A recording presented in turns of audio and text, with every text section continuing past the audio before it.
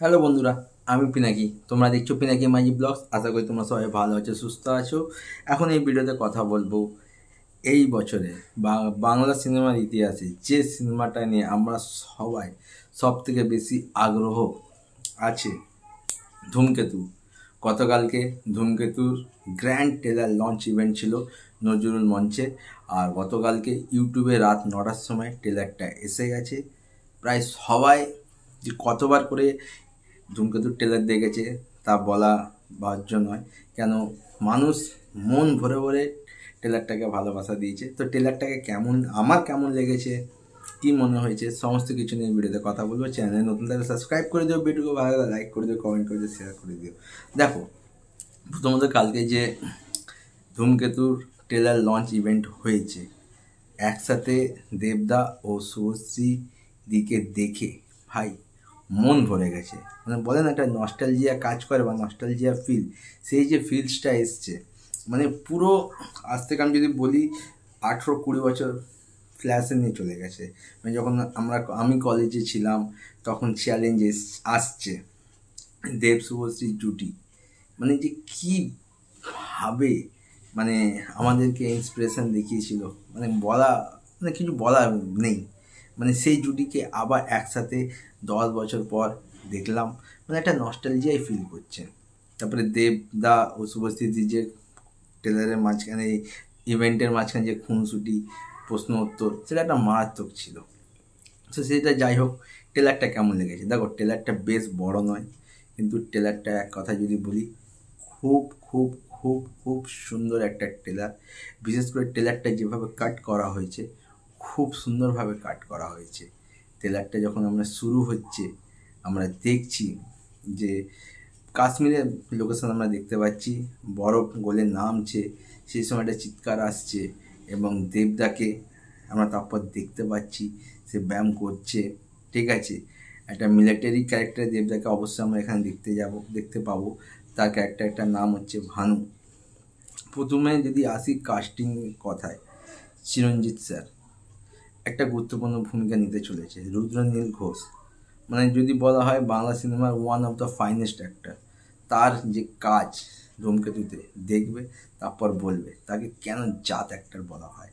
এছাড়া তো দেবদা শুভশ্রীদি যখনই ট্রেলারে একসাথে আমরা দেখতে পাচ্ছি, ভাই মন ভরে যাচ্ছে। আর ব্যাকগ্রাউন্ডে যখন দেখা হবে গানটা বাজছে, ভাই ফিলসটাই আলাদা আসছে।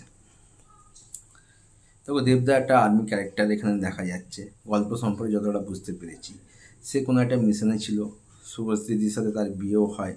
কিন্তু কোনো একটা ঘটনা, সেটা কোনো পলিটিক্স হোক বা কোনো এজেন্ট হোক, সে তার জন্য কিন্তু দেবদা নিরুদ্দেশ হয়ে যায়। তখন সে অন্য একটা ছদ্মবেশে, মানে সে বুড়ো যে ক্যারেক্টারটা আছে, সেটা ছদ্মবেশে আবার সে ফিরে আসে। রুদ্রনীল ঘোষ সেই ক্যারেক্টারকে চিনতে পারে, কিন্তু দুজনের ঘোষকে যখন সে উত্তরটা দেয় যে ভানু যেটা তুই দেখছিস সেটা কিন্তু ভূত, আর ভূতের কোনো মৃত্যু হয় না। বা একটা জায়গায় আছে, যখন শুভশ্রী গাঙ্গুলিকে রুদ্রনীল ঘোষ জিজ্ঞাসা করছে তোমার কি চাই বলো, তখন শুভশ্রী গাঙ্গুলি বলছে যে আমি যেটা চাই তুমি সেটা আমাকে দিতে পারবে না। বা দুলাল লাহিড়ী একটা জায়গায় বলছে যে আমি ছেলে সাধ্য করেছে, আপনার সাথে কি আমি কফি খাবো, চা খাবো। ওই সিনগুলো বেশ ভালো লাগছে। মানে যে যে অ্যাক্টিং কোয়ালিটি যদি বলি, এই সিনেমাটাই দেখবে, সেটা দেবদার পারফরমেন্স হোক, শুভশ্রীদির পারফরমেন্স হোক, রুদ্রনীল ঘোষ হোক, চিরঞ্জিত হোক, পরমব্রত পারফরমেন্স হোক, প্রত্যেক কটা পারফরমেন্স কিন্তু টপ লেভেলের হবে। যেহেতু এটা কৌশিক গাঙ্গুলির সিনেমা, সেটা নিয়ে কোনো কথাই হবে না।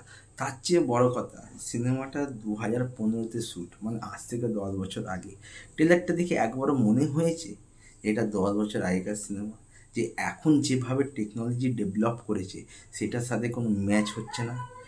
তোমরা কেন কেউই বলতে পারবে না এই সিনেমাটা 2015-তে শ্যুট করা। মানে 2025-এ দাঁড়িয়ে আমার মনে হচ্ছে এটা 2025-এরই সিনেমা। মানে এত সুন্দর কাজ, এত সুন্দর সিনেমাটোগ্রাফি, এত সুন্দর ভিজুয়াল এফেক্ট, মানে দারুণ। তো এখন দেবদার সাথে কি ঘটনা ঘটে, এটার জন্য দেবদা নিরুদ্দেশ হয়ে যায়, তারপর ছদ্মবেশে ফিরে আসে, তারপর যেটা তার মিশন সেটা কি সাকসেসফুল হয়, চিরঞ্জিতের সাথে দেবের কি সম্পর্ক আছে, বা কেন দেব এই ক্যারেক্টারটার মধ্যে এলো, সমস্ত কিছু সাসপেন্স কিন্তু রয়ে গেছে। ট্রেলারটা দেখে কিন্তু আমরা কেউ বুঝতে পারিনি আসল ঘটনাটা কী বা আসল গল্পটা কী। এই জন্য বলছি ট্রেলার কাটটা বেশ ভালো একটা ট্রেলার কাট হয়েছে। আর যখনই অন স্ক্রিনে দেবদা ও শুভশ্রীদিকে দেখছি একটা নস্টালজিয়াই ফিল করছে, মানে সেটা বলে বোঝানো যাবে না। যারা চ্যালেঞ্জ দেখোনি, যারা খোকা 420 দেখোনি, যারা ওই সিনেমাগুলো দেখোনি, যারা পরবর্তীকালে সিনেমাগুলো দেখেছো তারা বুঝবে না যে চ্যালেঞ্জের দেবদার যে এন্ট্রি, ওই যে কেমিস্ট্রি হাই, টপ নচ। তো আমার তো ভাই সেরা লেগেছে। ধূমকেতু, দেখো ওয়ার কুলির সাথে ধূমকেতু ক্লাসে আসছে, কিন্তু তা সত্ত্বেও বলবো ধূমকেতু অল টাইম ব্লকবাস্টার হবে। আজকে আমি বলে দিলাম ধূমকেতু অল টাইম ব্লকবাস্টার হবে, তোমরা মিলিয়ে নিও। আপাতত ভিডিও এটুকুই, তারপর চারটা নতুন ভিডিও নিয়ে ততক্ষণ টাটা।